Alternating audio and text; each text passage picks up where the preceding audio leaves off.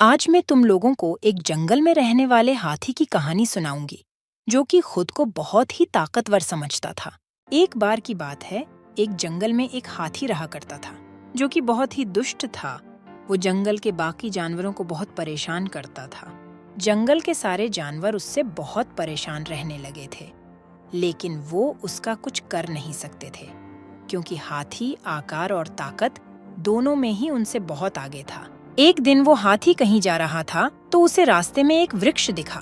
उस वृक्ष पर कुछ पक्षी रहते थे तथा उनके घोंसले भी थे, जिनमें उनके अंडे थे। इसके अलावा उस वृक्ष पर और भी कई जानवर रहते थे, जैसे गिलहरी, मक्खी और अनेक प्रकार के जीव जंतु आदि। हाथी ने उनसे शरारत करने की सोची। उसने अपनी सूंड से जोर जोर से वृक्ष की टहनियों को हिलाना शुरू कर दिया।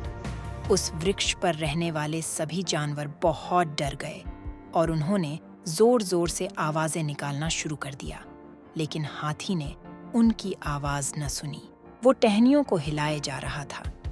पक्षी अपने घोंसले और अंडों को बचाने की कोशिश कर रहे थे, लेकिन वो सिर्फ अपना घोंसला ही बचा पाए और उनके अंडे नीचे गिरकर टूट गए। सारे पक्षी वहां से दूसरे वृक्ष पर चले गए। कुछ देर बाद हाथी भी वहां से चला गया। सारे पक्षी वहीं बैठ के रोने लगे और कहने लगे कि वो इस हाथी से बदला लेंगे। इसने हमारे अंडे गिरा दिए हैं। उनमें से कुछ पक्षियों ने कहा कि हम उस हाथी का क्या कर सकते हैं, वो तो हमसे ज्यादा ताकतवर है। उनकी सारी बातें पास बैठा एक कौवा सुन रहा था।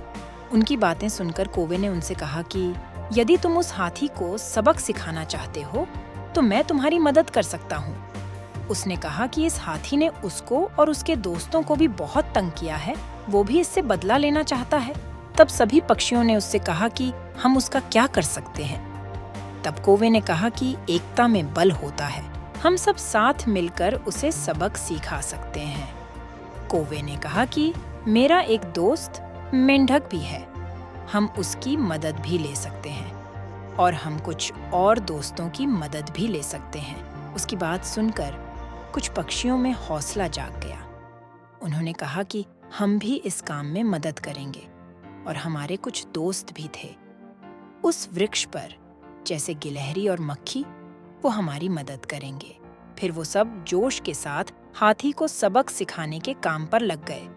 उन सब ने एक प्लान बनाया और जब हाथी सो रहा था तो मक्खी और गिलहरी को उसके पास भेज दिया, जिन्होंने उसकी नींद खराब कर दी। हाथी ने जैसे ही अपनी आंख खोली, कौवे ने अपने बाकी कौवे दोस्तों के साथ मिलके हाथी की आंखों में चोंच मारनी शुरू कर दी, जिससे हाथी को कुछ भी दिखाई नहीं दे रहा था। वो इधर उधर भागने लगा।